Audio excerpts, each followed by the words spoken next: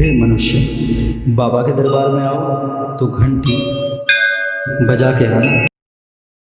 महाराज की जय। परमाराध्य श्री सद्गुरु महाराज का प्रवचन महर्षि में ही सत्संग सुधा सागर से।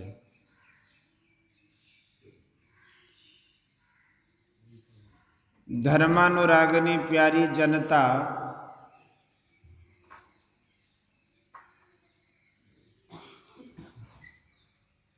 हम लोग संसार में अच्छी हालत में हैं या बुरी हालत में, इसका विचार करना चाहिए। यदि अच्छी हालत में हैं तो ठीक है, यदि बुरी हालत में हैं तो क्या इसी हालत में रहना अच्छा है? यदि इससे कोई अच्छी हालत है तो उसमें जाना चाहिए। पशु भी बुरी हालत में रहना नहीं चाहता। हम तो मनुष्य हैं। यह संसार बहुत बड़ा है।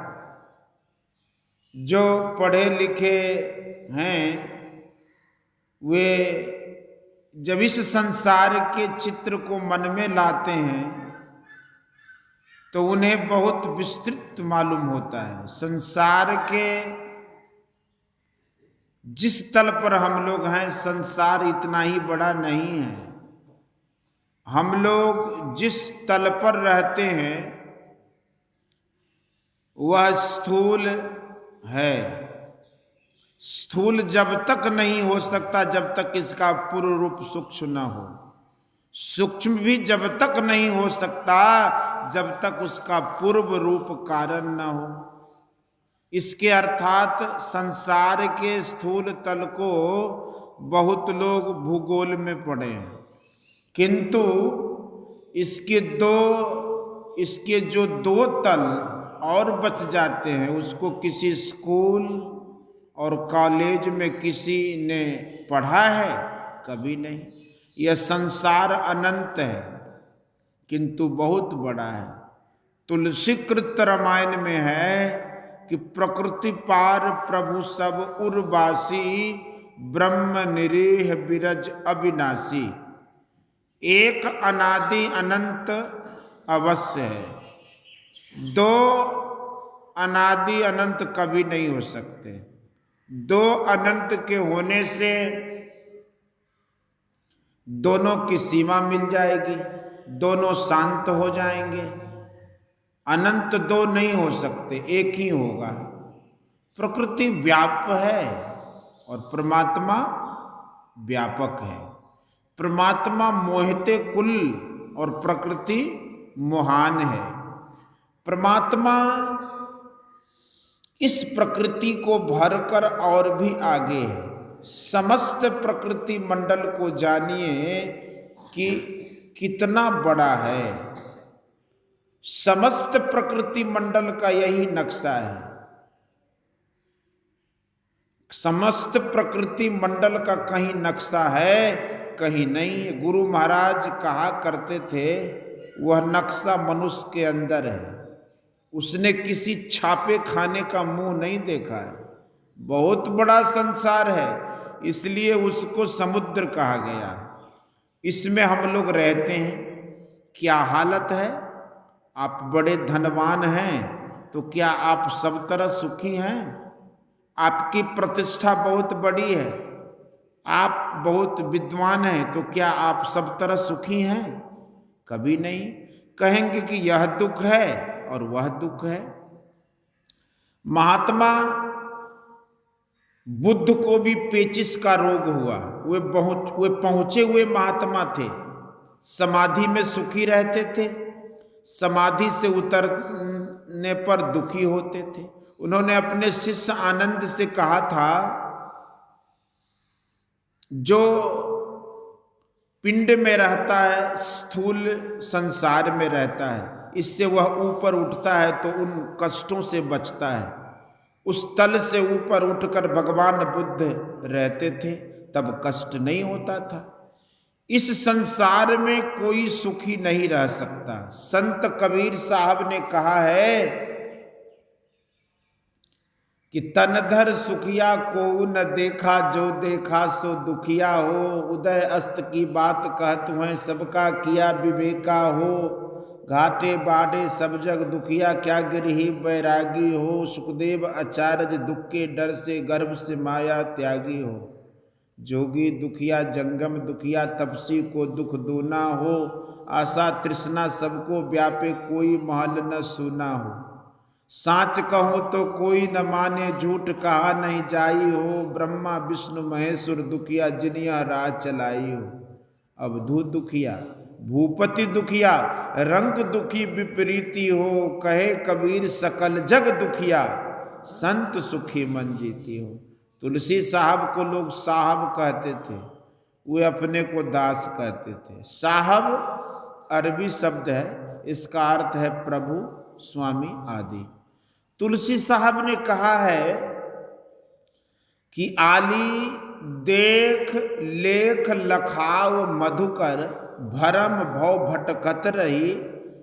दिन तीन तन संग साथ जानो, अंत आनंद फिर नहीं। संत लोग ऐसा ही कहते चले गए। यह संसार सुख का स्थान नहीं है, दुख का स्थान है। यहाँ रहकर हम अच्छी हालत में नहीं रह सकते, इसलिए यहाँ से लोग चल दें तभी अच्छा है। किंतु फिर चले तो किधर? पूर्व, पश्चिम, उत्तर या दक्षिण? चारों ओर संसार ही संसार दिखता है। यह संसार बहुत बड़ा है। ऊपर की ओर आकाश है, यह भी संसार है। नीचे भी संसार है, बचे हुए आठों दिशाओं में भी संसार है। इसलिए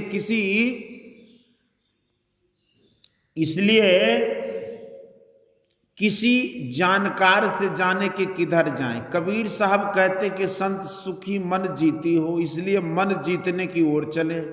चंचल मन थिर राखो, जबे भल रंग है। तेरे निकट उलट भरी पीब, सो अमृत गंग है। संत कबीर साहब।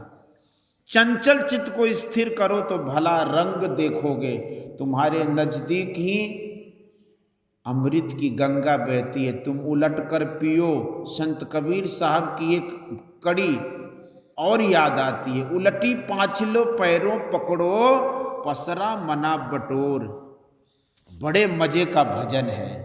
मोर जियरा बड़ा अंदिसवा, मुसाफिर जइहो कौनी ओर। मोह का शहर कहर नर नारी, दुई फाटक घनघोर। कुमति नायक फाटक रोके, परिहो कठिन झिंझोर। संशय नदी अगाड़ी बहती, विषम धार जल जोर। क्या मनुआ तुम गाफिल सोवो, यहमा मोर न तोर। निस्दिन प्रीत करो साहब से, नाहिन कठिन कठोर। काम दीवाना क्रोध है राजा, बसे पछीसों चोर। सत्य पुरुष एक बसे पश्चिम दिश, तासों करो निहोर। आबे दर्द राह तो ही लावे, तब पहियो निजोर। उलटी पाछलो पैड़ो पकड़ो, पसरा मना बटोर। कहे कबीर सुनो भाई साधो, तब पहियो निज ठौर। पता कौन बता देगा? तो कहा कि सत्य पुरुष एक बसे पश्चिम दिश, तासों करो निहोर। आबे दर्द राह तो ही लावे, तब पहियो निज ओर। मन को जीतने के लिए किधर जाइएगा? आकाश में उड़ने से मन बस होता तो आकाश में उड़ने वाला वायुयान पर चलने वाले का मन काबू में हो जाता। पहले जानो कि मन कहाँ है। इस तन में मन कहाँ बसे, निकस जाय कई ठौर। गुरुगम है तो परख ले, नातर कर गुरु और। नैनो माही मन बसे, निकस जाय नौ ठौर। गुरुगम भेद बताइया, सब संतन सिरमौर। कबीर साहब। ब्रह्मोपनिषद में भी यही बात है। नेत्रस्थं जागृतं विद्यात्। यह आंख में रहता है। आंख का स्थान सबसे ऊंचा है। कर्मेंद्रियों और ज्ञानेंद्रियों में सबसे ऊंचे में आंख है। कान से भी ऊपर आंख है। संत दरिया साहब बिहारी ने कहा है कि जानी ले सत्य पहचान ले। सुरत सांच बसे दीद दाना। खोलो कपाट यह बाट सहजे मिले, पलक परवीन दिव्य दृष्टि ताना। इस साधन अभ्यास में मन में मन नैनन में नैना, मन नैना एक होई जाई, मन में मन तब होगा जब नैनन में नैना होगा। दरिया साहब ने कहा दृष्टि भीतर अब दृष्टि समोए, लागी झरी अमृत रस पोए। मन को काबू में करने के लिए बाहर जाना नहीं है, मन को संभाल कर उसके केंद्र में समेटना है। समेट लो तो मन में मन हो जाएगा, उसको मिठास मिल जाएगा, अपना आनंद अपना सुख उसको मिल जाएगा। भगवान श्री कृष्ण के वचन अनुकूल कछुए की तरह अंगों को समेट लेगा। शरीर के अंग तो नहीं सिमटेंगे, इंद्रियों की चेतन धारा सिमटेगी। यदि कोई कहे कि यहाँ भी संसार में सुख मिलता है तो वह अल्प है। भगवान बुद्ध ने कहा यदि विशेष सुख प्राप्ति की संभावना दिखे तो विशेष सुख की प्राप्ति के लिए स्वल्प सुख छोड़ दें। मंडल ब्राह्मणोपनिषद में शरीर के जितने सरोकारी हैं सब पंख हैं। सन का बंधन, लोहे का बंधन मजबूत बंधन नहीं है, जिसमें अपनी ममता है वह बड़ा बंधन है। भगवान बुद्ध ने कहा कि अज्ञानता से ममता उत्पन्न होती है, इस अज्ञानता के कारण हम पंख में लसके हैं। इसको पार करने के लिए सूक्ष्म मार्ग का अवलंबन करो। मन में मन नैनन में नैना जो कहा वह सूक्ष्म मार्ग है। कबीर साहब ने कहा कि गुरुदेव बिन जीव की कल्पना ना मिटे, गुरुदेव बिन जीव का भला नहीं, गुरुदेव बिन जीव का तिमर नासे नहीं, समझ विचार ले मने माही। राह बारीक गुरुदेव ते पाइए, जन्म अनेक की अटक खोले। कहे कबीर गुरुदेव पूर्ण मिले, जीव और शिव तब एक तौले। अनेक जन्मों से इस पिंड में अटके थे, यह अटक सूक्ष्म मार्ग के अवलंब से खुलता है। इस संसार में पार होने के लिए, इस संसार से पार होने के लिए सूक्ष्म मार्ग का अवलंबन करें। सूक्ष्म मार्ग का अभ्यास करने के लिए गुरु से जानो। इससे आखिरी में क्या मिलता है?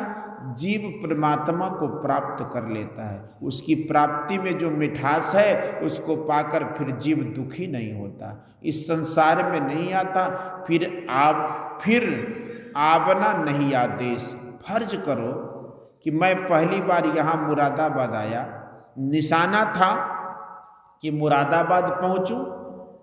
रास्ते में बहुत शहर मिले, किंतु वह मुरादाबाद नहीं, सबको पार करता हुआ अब मुरादाबाद पहुँचा हूँ। उसी तरह अपना लक्ष्य परमात्मा से रखो और चलो। कबीर साहब ने कहा उलटी पाँचलो पैरों पकड़ो, इस पिछले पैरों को पकड़ो, बहिर्मुख से अंतर्मुख हो। यह चेतन आत्मा सूक्ष्म तल से स्थूल तल पिंड में आई है। सूक्ष्म तल में जाने को ही ब्रह्मांड में जाना कहते हैं। पिंड से ब्रह्मांड की ओर चलो, यही उलटना है। सिमटी हुई चीज की ऊर्ध्वगति होती है। सूरत से सिमटाव से उसकी ऊर्ध्वगति हो जाएगी। रास्ता पकड़ने के लिए सत्संग करो, जिसमें श्रद्धा हो उसको गुरु धारण कर उसके बताए हुए रास्ते पर चलो। सिनेमा की बिजली क्या है? अपने अंदर एक बार भी देख पाओ तो समझ में आ जाए कि सिनेमा की बिजली कुछ नहीं है। अंदर में तारा देखने में क्या होगा? मेरे एक मित्र ने कहा, मैंने कहा जिस कर्म के करने में विशेष कष्ट होता है उसको पाकर वह उतना ही सुखी होता है। इस तारे को बाहर आकाश के तारे को देखने में क्यों कष्ट है?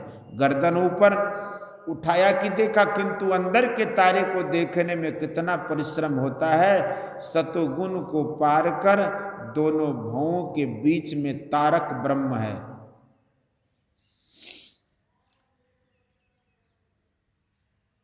अवलोकन, तारक ब्रह्म अवलोकन करने के लिए मंडल ब्राह्मणोपनिषद में वचन आया है। सतोगुण से कैसे पार होंगे? तब बाएं ईड़ा नाड़ी, दक्षिणे पिंगला, रजस तमो गुणे करिते छे खेला, मध्य सत्व गुणे सुषमना विमला धर धर तारे सादरे।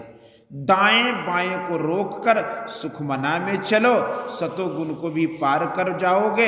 यह पराभक्ति है। श्रवण बिना धुन सुने, नयन बिन रूप निहारे, रसना बिन उच्चरे, प्रशंसा बहु विस्तारे, नृत्य चरण बिनु करे, हस्त बिनु ताल बजावे, अंग बिना मिली संग बहुत आनंद बढ़ावे, बिनु शीस नवे जहाँ सेवको, सेवक भाव लिए रहे, मिली परमात्म सो आत्मा, पराभक्ति सुंदर कहे। इसी का प्रचार गुरु महाराज करते थे। गुरु महाराज की दया से 1909 ईस्वी में मुझे विश्वास हुआ, 1904 ईस्वी में मैंने स्कूल छोड़ा। इस मार्ग के पहला मेरे गुरु थे बाबू राजेंद्र नाथ सिंह वकील। मैंने उनसे पूछा कि कैसे विश्वास हो कि तारा अंदर में देखने में आवेगा। उन्होंने कहा आकाश के तारे को कैसे देखते हो, बाहर के तारे की ओर नजर करके देखते हो, उसी तरह उस तारा की ओर भी नजर करो तो देखोगे। जो लग नहीं देखो निज नैना, तब लग नहीं मानो गुरु के बैना। जिस तरह गुरु कहें उस तरह करो, तब नहीं देखोगे तो कहो कि गुरु झूठा है। जैसा गुरु ने कहा वैसा किया नहीं और कहे कि नहीं है, ठीक नहीं है। बोलिए श्री सतगुरु। यह प्रवचन उत्तर प्रदेश राज्यांतर्गत मुरादाबाद में दिनांक 10/10/1954 ईस्वी को अपराह्नकालीन सत्संग में हुआ था। बोलिए प्रेम से श्री सतगुरु।